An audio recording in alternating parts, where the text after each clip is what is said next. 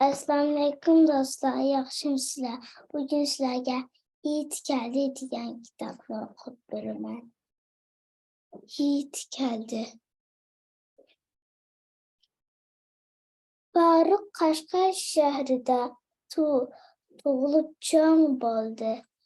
U esini bilgandan boshlab Yiğitgah masjidining oldida do'stlari bilan birga o'ynaydi.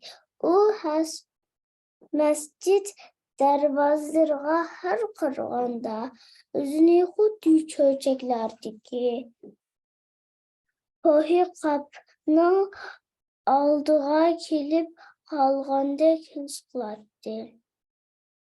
Uning dadasi fursat bo'lsa u masjidga birga kirib namoz o'qiydi. Farruq necha qatim o'zi yolg'iz kirib o'qishini o'yladi, lekin masjid darvozalari bek muhabbatli bo'lg'achqa aylanib kirolmaydi. Darvozalarning bundoq haybatligi sig'on bo'lg'aydi. Illiq bahor kelib daraxt yapurmoqlari bix surishga boshlagan kunlarning birida Farruq to'rt ko'z bilan kutgan kuz oxiri yetib keldi. Qurbon Yiğit keldi. Dadasi bilan deyishgani bo'yicha bu Qurbon Yiğitga Farruq dadasi bilan birga Yiğit namoziga boradigan bo'lgan edi. Yana tehi bir muncha Yiğitlik oldigan tursa, Farruq qandoq hayajonlanmay turolsin. Yiğit kuni atdiganda Farruq nihoyatda baldur o'rnidan turib, oldingi kunidek kechda ratlik qatlab qo'yib, yangi Yiğitlik kiyimlarini kiydi. Andin dadasi bilan masjidga qarab yo'l oldi. Yiğitgah masjidining oldiga kelganda Farruq hayronlikdan qotib qoldi. Nimacha ko'p odam bu? Masjid oldidagi maydon odam dengiziga aylangan bo'lib, masjidning ichiga kirish emas, darvozaga yaqin kelish mumkin bo'lmaydigandek qiladi. Farruq yutib ketmaslik uchun dadasining qo'lini chang tutdi. Yiğit namozi o'qilib bo'lgandan keyin masjid oldidagi chang ketigan maydon qo'l ilishib ko'rishib Yiğitni muboraklashdi. Andin yo'g'on chambar hosil qilib usul o'ynashga boshladi. Dada, bular qandoq usul o'ynayotdi? deb so'radi Farruq dadasidan. Bu sama o'g'lim, dedi dadasi. Har yigitdan shundoq sama soladi. Cho'ng akash va dadalar har qatim cho'lga taksi holda yerga gum qilib dastiganda Farruqning yuragi tongla jig'ida qilib ketdi. Farruq buningga qandoq tuyg'u ekanligini bilmaydi. Lekin u bu tuyg'uni nihoyatda yaxshi ko'rdi. Sama ağırlaştı. Hammeyle birbirini öyleriga kelip yiğitlik payda okup yetişken çıraylaştı. Faruk dadası bilen öge qarab mağanda hoşallıqsının netçini seçirdi. Çünkü birden keyin hiyitin en amıraq yeriga kilidu.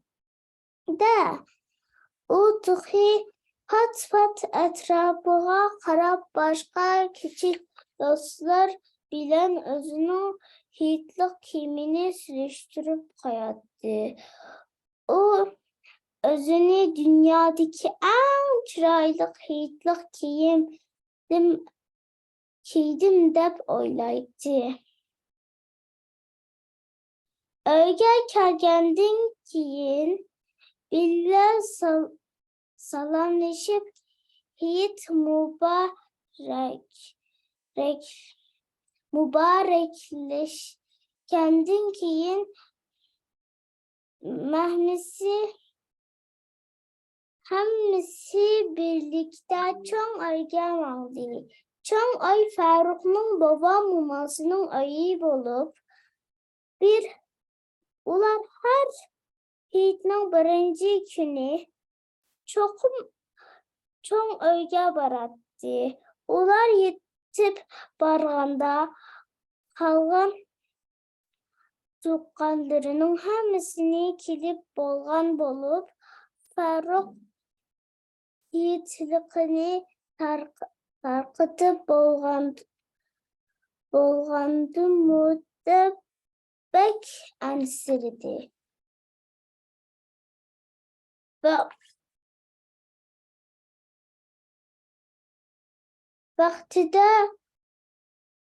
Vaktiga yarışa tığı yiğitlik tarqıtılmağan idi. Ular körüşüp özara yiğitliğini mübarek bolgandan keyin növbet bollarga keldi.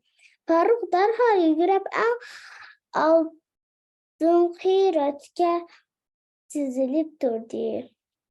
Onun yiğitlik hemmisinden burun ağlısı bar idi. Yiğitlik elini vatattı. O köңlüde qaysi oyunçuqni ilişini planini soqdu.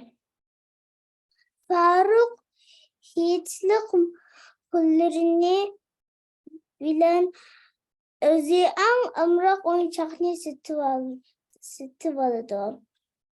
Şuna Faruk en amraqda bu yiğitlarga hi. Ballarının hemisiga yiğitlik tarqıtıb bolgandan keyin zatlar qurban yiğit tayyorligini qilish uchun pishayvonlik hovliga chiqib ketishdi. Analar bolsa aşkında mezzilik tamaklarını qilish bilen aldıraş idi. Faruk o günü keskiken Nevra aka sınırı bilen bek yaşı oynadı. Yana tıkı özü amrak tamaklarını mı koyguça idi. Şunda kalıp bu bir günü qandaq ötüp ketkenlikini sezmeyle kaldı. Ertesidən başlap ular aldığı bilen oruç tuqqanlarını anda koşuna kolum. Dost yarenleri bilen öymöy kirip hizlaştı. Faruk bunda kaynan taşkınlığa ve her xil yeni oyuncaqlarga bek amraq boluşqa her günü yetib boluşunu tolumu arzu qiladi. Xoş.